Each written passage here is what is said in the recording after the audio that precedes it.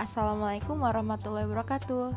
Saya Rini. Pada kesempatan kali ini saya akan menjelaskan tentang single exponential smoothing. Smoothing merupakan teknik untuk memisahkan pola data runtun waktu yang terdiri dari pola stasioner, tren, siklus, dan musiman dari kesalahannya sebanyak mungkin. Exponential smoothing adalah metode yang memberikan bobot exponential moving average untuk semua data historis. Dengan menggunakan exponential smoothing, kita bisa mengestimasi level terkini dan menggunakannya untuk peramalan nilai ke depan. Exponential smoothing dibagi menjadi 3, yaitu single exponential smoothing, double exponential smoothing, dan triple exponential smoothing. Tapi pada praktikum kedua ini kita akan fokus ke single exponential smoothing atau SES. SES adalah salah satu bagian dari exponential smoothing methods. Pada SES hanya terdapat satu parameter yang perlu diestimasi, yaitu nilai alfa. SES cocok digunakan untuk data yang tidak mengandung tren naik maupun turun yang tidak terdeteksi. Nilai peramalan untuk periode ke depan dengan menggunakan SES selalu bernilai konstan. Berikut persamaan SES.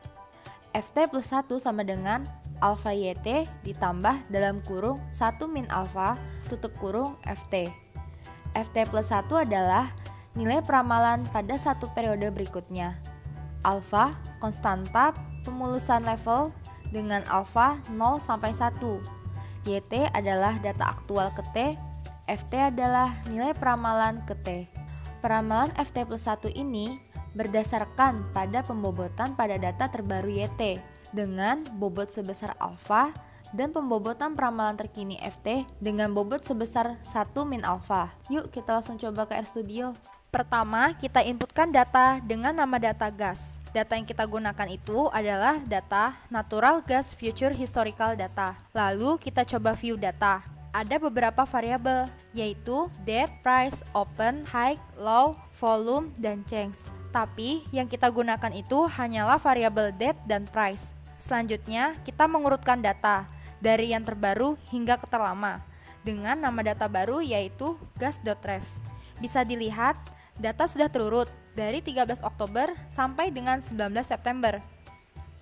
Setelah diurutkan, kita mengubah data menjadi objek runtun waktu dengan sintaks ts dalam kurung gas.ref $price karena kita menggunakan variabel price, kemudian start, 2013, 10 karena kita mengambil data dari bulan Oktober 2013. Kemudian frekuensi sama dengan 12 karena dalam satu tahun ada 12 bulan. Lalu kita bulatkan dua angka di belakang koma. Berikut hasilnya. Nah, hasilnya bisa kita lihat, datanya sudah terurut dari yang terlama sampai ke yang terbaru. Kemudian kita mencoba untuk melihat plotnya. Pada grafik, tidak terdapat kecenderungan tren naik maupun turun.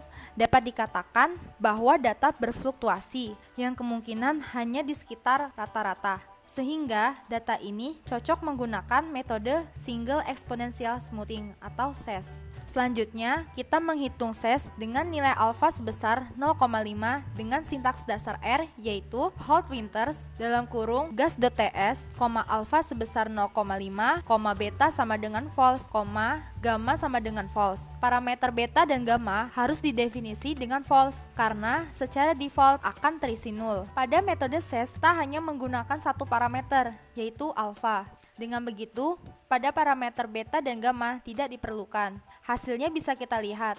Dengan menggunakan alfa sebesar 0,5, didapatkan koefisien sebesar 2,407. Kemudian, apabila diinginkan menghitung SES dengan alfa optimum, pada bagian alfa kita beri nilai 0. Hasilnya, alfa sebesar 0,76514 dengan koefisien sebesar 2,45. Kemudian, jangan lupa untuk mengecek fitted value-nya. Didapat X-hat dan level. Kemudian, melakukan pengukuran kesalahan sum square error, mean square error, root mean square error, dan mean absolute percentage error.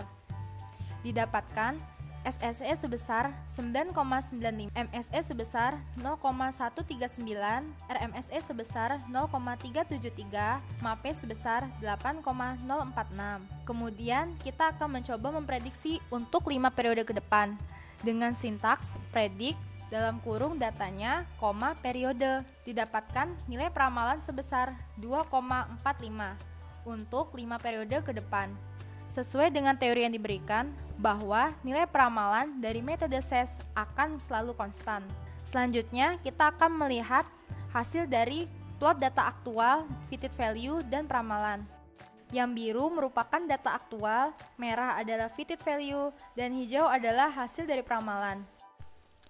Nah, tadi kan kita menggunakan fungsi dasar R, maka selanjutnya kita akan menggunakan fungsi pada package forecast. Aktifkan terlebih dahulu package forecast-nya.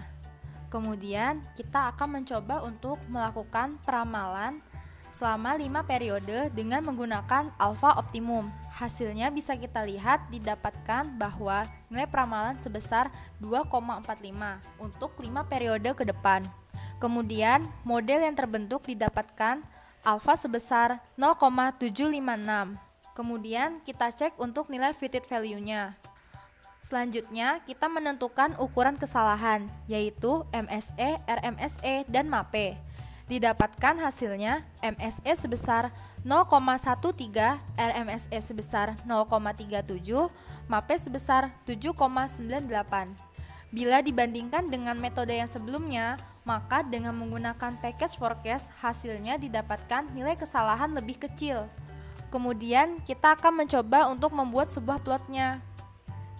Yang biru adalah data aktual, yang merah adalah fitted value, kemudian yang sebelah kanan adalah hasil dari peramalan.